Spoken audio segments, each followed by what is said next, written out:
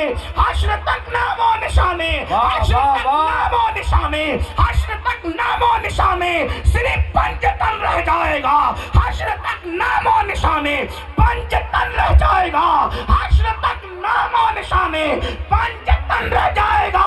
احمد آباد کا کوئی ادارہ اگر اہل بیت کا ذکر نہ بھی کرے، جب تک شاہ عالم کا گنبد ہے، لوگ کہیں گے بیٹا ایسا ہے تو جس پنج تن کا نور ہے ان پنج تن کی شان کا عالم کیا ہوگا۔ جب تک کہ قطب عالم کا گنبد ہے، لوگ کہیں گے کہ بچہ ایسا ہے تو اس کے بابا علی کیسے ہوں گے۔ حشر تک نام و نشانے، پنج تن رہ جائے گا، اور قیامت کے قریب اگر کوئی محفل سجانے والا نہ بھی رہے تو دجال کے وقت میں بھی لوگ کہیں گے کہ جب آخری بیٹے سید محمد مہدی کا یہ عالم ہے تو اس کے دادی دادا علی و فاطمہ کی شان کا عالم کیا ہوگا۔ حشر تک نام و نشانے، حشر تک نام و نشانے، پنج تن رہ جائے گا، سارے شاہوں کے نام مٹ جائیں گے، بادشاہوں کے نام مٹ جائیں گے۔ جس بادشاہ کا ذکر کیا جائے گا، شاہ است حسین، بادشاہ است حسین، دین است حسین، دین بنا است حسین، سرداد نداد دست در دست یزید، حقہ کی بنائے لا الہ است حسین۔ اور میرے امام کہتے ہیں بحر تسلیم علی، میدان میں سر جھکے رہتے ہیں، تلواروں کے لوگ تلواروں کے آگے سر جھکاتے ہیں، تلوار جس کے آگے جھک جائے اسے علی ابن ابو طالب کہتے ہیں۔ غور تو فرمائے، اللہ اکبر۔ لوگ سلام کرنے والوں پہ فخر کرتے ہیں، مجھے افسر سلام کرتا ہے، آفیسر سلام کرتا ہے، خطیب سلام کرتا ہے، ادیب سلام کرتا ہے۔ میں نے کہا تلواروں کے آگے جتنے جھکتے ہیں وہ تلوار کسی کے آگے جھکی ہے تو اسے علی ابن ابو طالب کہتے ہیں۔ میرے امام کہتے ہیں بحر تسلیم علی، میدان میں سر جھکے رہتے ہیں، تلوار۔ اچھا اعلیٰ حضرت کی ندرت پہ بھی قربان ہے سر۔ ہم خاندان اعلیٰ حضرت سے یوں ہی تھوڑی پیار کرتے ہیں، اس لیے کہ اعلیٰ حضرت نے ہمیں عشق رسول سکھایا ہے۔ سر دو طرح سے جھکتے ہیں، ایک تو گالی دیتے دیتے مجبوری میں بھی جھکتا ہے، بولو بھائی مجبوری میں بھی جھکتا ہے نا، تو جو سر مجبوری میں جھکتا ہے اس کو تسلیم نہیں کہتے۔ تسلیم کا مطلب ہوتا ہے ادب سے جھکنا، ادب سے جھکنا۔ نمبر ایک، ادب سے جھکنا۔ بھائی جو ادب کرتا ہو وہی ادب سے جھکے گا، جس کو ادب نہیں آتا وہ کیسے جھکے گا؟ تو جناب مجھے بتائیں کہ آخر تلوار نے کس کس کا ادب سیکھا ہے؟ تلوار میں کس کس، ایک تو ہوتا ہے سلام، سلام اور سلام کو بھی تسلیم کہتے ہیں، لیکن نرے سلام اور تسلیم میں فرق یہ، قرآن نے نبی کو نرا سلام کرنے کے لیے نہیں کہا، کیا کہا؟ صلو علیہ وسلموا تسلیما۔ نبی کو نرا سلام ایسے مت کرو جیسے استاد کو کرتے ہو، ایسے مت کرو جیسے پولیس کو کرتے ہو، ایسے مت کرو جیسے ایک دوسرے کو کرتے ہو، تسلیما۔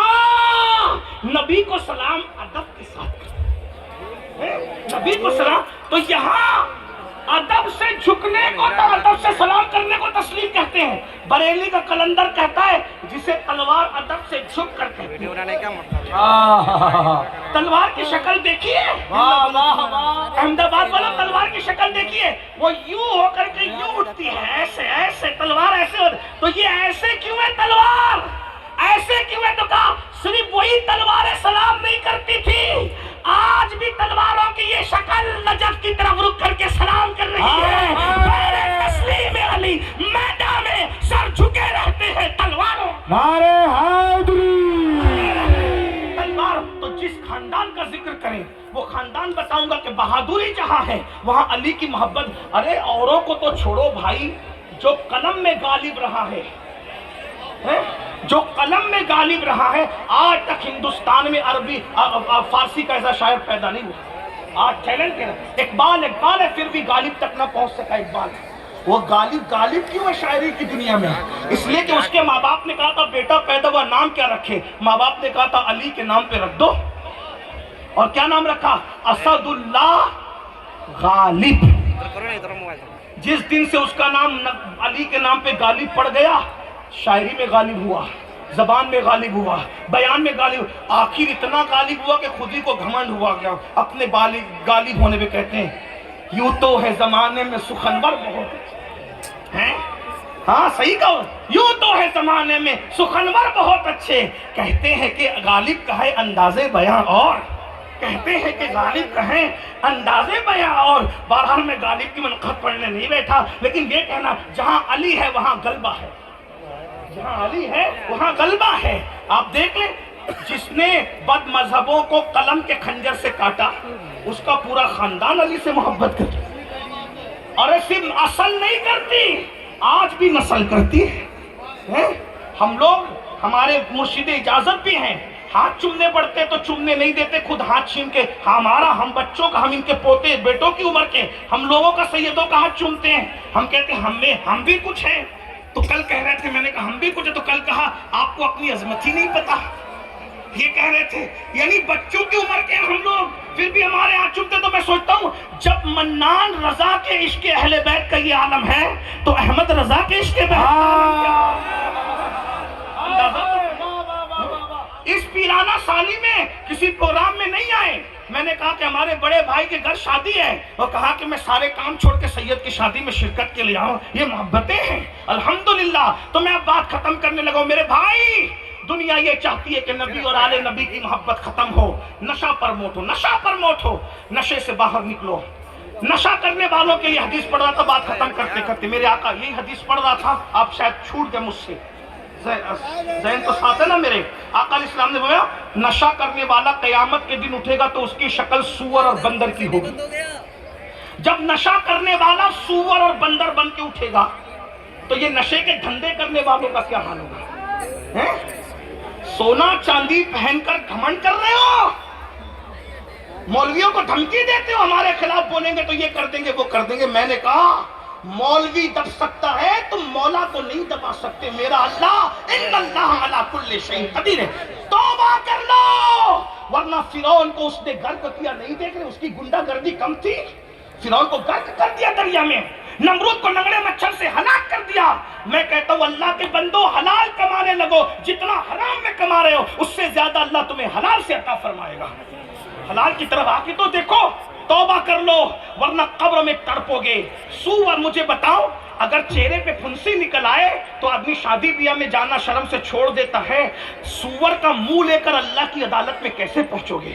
سور اور بندر کی شکل لے کر اللہ کی عدالت میں کیسے پہنچو گے؟ نشہ کرنے والوں تم بھی توبہ کرو، نشہ بیچنے والے تم بھی توبہ کرو، توبہ کے دروازے کھلے ہوئے، توبہ کے دروازے کھلے ہوئے، توبہ کر لو۔ میرا اللہ فرماتا ہے جو گناہ سے توبہ کرتا ہے میں اس کو گناہ سے ایسے پاک کر دیتا ہوں جیسے وہ ابھی ماں کے پیٹ سے پیدا ہوا۔ جلدی جلدی حدیث پوری کر دوں۔ پھر میرے آقا فرماتے ہیں نشہ کرنے والے اس طرح قیامت کے دن اٹھیں گے کہ ان کی زبان سے، ان کے منہ سے پاخانہ بہ رہا ہوگا، وہ پاخانے کی الٹی کرتے کرتے اٹھیں گے۔ پاخانے پر ناک چڑھانے والوں، پاخانے کی بدبو پر ناک بند کرنے والوں، 100 کارڈ بنتے ہو، بڑے متقی بنتے ہو، بڑے پاکیزہ بنتے ہو، بڑے اسمارٹ بنتے ہو، اللہ اکبر۔ مجھے بتاؤ پاکیزگی جتانے والوں، تم سور کی طرح ناپاک نشے کو حلق میں اتار رہے ہو، کون سی صفائی تمہارے اندر ہے؟ کہتے ہو مسلمانوں کے محلے میں کچرا پڑا رہتا ہے۔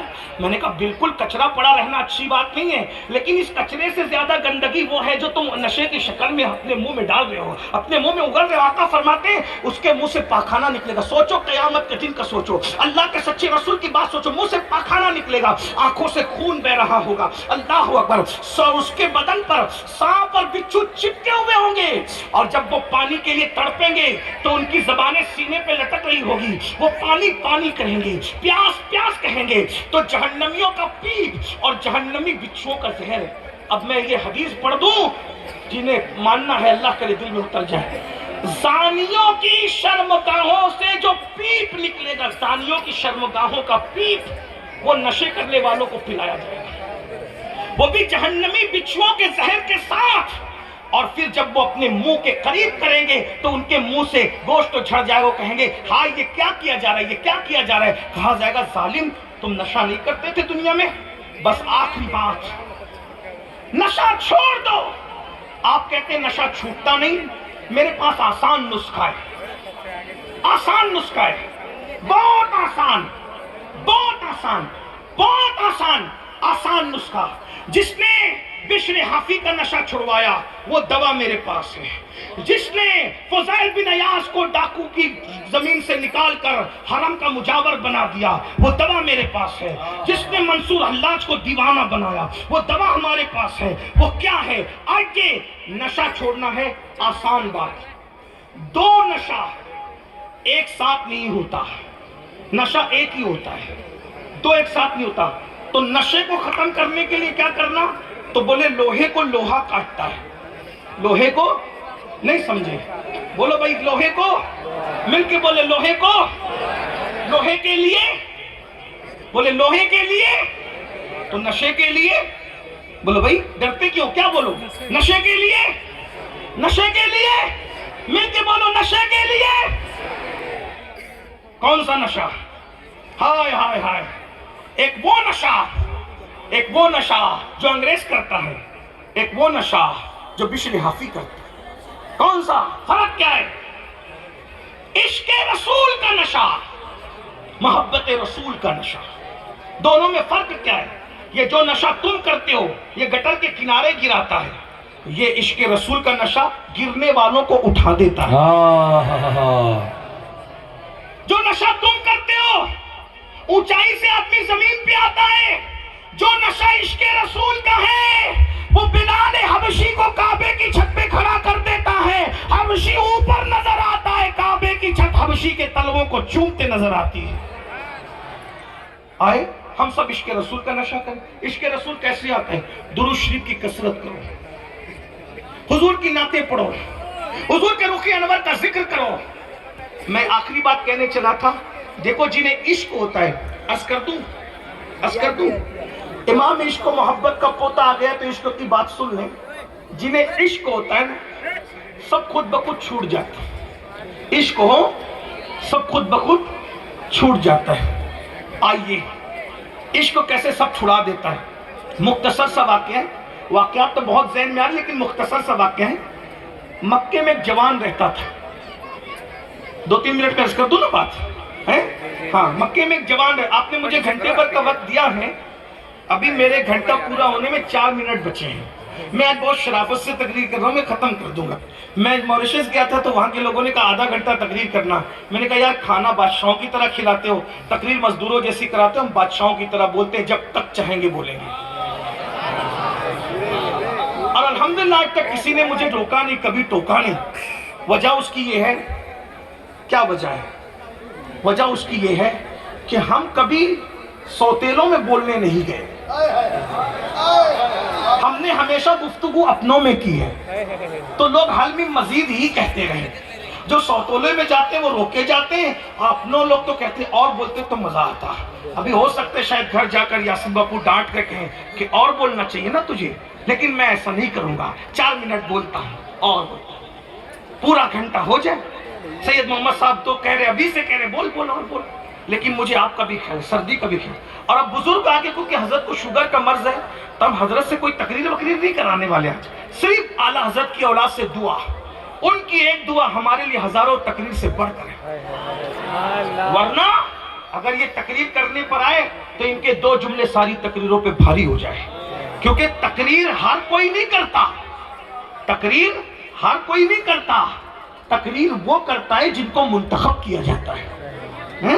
ہاں مولانا ذیشان کہہ رہے تھے کہ تقریر ہر کوئی کرتا، ہر کوئی نہیں کرتا، جن کی زبانیں یار کے لیے منتخب ہوتی ہیں نا وہ تقریریں کرتے ہیں۔ اور ہمیں تو کوئی تقریر کرنا آتی نہیں، تقریر تو ہوتی نہیں، اصل میں ہم تو بس فقیری لے کر کے آتے ہیں تاکہ اپنے دل کا دکڑا سنا کے چلے جائیں۔ کبھی مقرر کو بلانا تو وہ صحیح تقریر سنائے گا، آپ نے یہ سید محمد صاحب کے بہکاوے پر فقیر کو بلایا، مقرر کو نہیں بلایا، تو چلے چھوڑیے، اسی میں ٹائم جاتا ہے۔ کیا عرض کر رہا تھا؟ 3 منٹ بچ گئے 4 کی وجہ۔ سنیے، مکے میں ایک جوان ہے، جوان ہوتے ہیں، میں ایسے ہی بولتا ہوں بطور مفہوم کر رہا ہوں، مفہوم مخالف مراد مت لینا، جوان ہے، بڑا خوبصورت ہے، اور خوبصورت کے ساتھ ساتھ بڑا زندہ دل۔ زندہ دل لوگ بہت اچھے ہوتے ہیں، دل کے صاف ہوتے ہیں، بڑا زندہ دل مطلب سب سے ہنستے بولتا ہو کیسے ہے بھائی، ٹھیک ہے، اور تو کیسا ہے، اچھا ہے نا، اور کسی سے مذاق بھی کر لی، اور تیری ترچھی ٹوپی کیوں ہے، مذاق، ان کو کہتے ہیں زندہ دل لوگ۔ ہنستے رہتے ہنساتے رہتے محبت بانٹتے رہتے. وہ جوان تھا, اس کا نام فضالہ تھا. فضالہ بڑے دل کا صاف, لیکن مسلمان نہیں تھا. ایک لڑکی سے آنکھیں چار ہو گئی, لڑکی سے عشق ہو گیا. سب کے ساتھ دل لگی کرنے والا, اس کا دل کسی سے لگ گیا. ہو گیا تم نہیں کرنا سامنے والا کو تم نا اس کا دل لگ گیا کسی لڑکی سے. اس کی عادت تھی وہ روزانہ کعبے کا طواف کرتا تھا, اور طواف کرنے جاتا تو وہ لڑکی گھر بیٹھتا, کہوا واوا جو بھی اس دور کا مشروب سے پیتا, دیوار شکن کہے لگتے, ہنسی مذاق ہوتی, آنکھیں سے آنکھیں چار ہوتی, پیار کی باتیں ہوتی. پھر کعبے کا طواف کرنے جاتا, پھر آتا, پھر بیٹھتا. خوب ٹائم پاس. اس وقت تو فون وون تو تھا نہیں نا, تو ایسی لوگ بیٹھتے تھے, محبت کی باتیں ایسی کرتے, بیٹھ کے کرتے تھے, پکڑے بھی جاتے تھے. آج کل تو بڑا عجیب حال ہو گیا. اللہ توبہ توبہ استغفر اللہ. جب تک محبوب نہیں تھا ادھر ادھر اٹکا ہوا ہے فضالہ. ایک دن فضالہ نصیب چمکا, اس لڑکی سے پیار محبت کی باتیں کر کے کہا اچھا میں طواف کر کے آتا ہوں, ابھی پھر بیٹھ کے باتیں کریں گے, دیوار شکن کہے لگائیں گے. اللہ کی شان, جیسے ہی مطاف میں قدم رکھا, جیسے ہی مطاف میں قدم رکھا تو کیا دیکھا, ایسا لگتا ہے ستاروں کی انجمنیں اپنی رانائیوں کو سمیٹ کر کسی کے تلووں کو بوسہ دے رہی ہے. کسی دیکھنے والے کو دیکھ کر کے لگا حسن جس کے سامنے شرمندگی سے سجدہ ریز ہے. کسی دیکھنے والے کے ہونٹوں کو دیکھ کر لگا یمن کے لال اس کے چہرے کی بلائیاں لے رہے ہیں.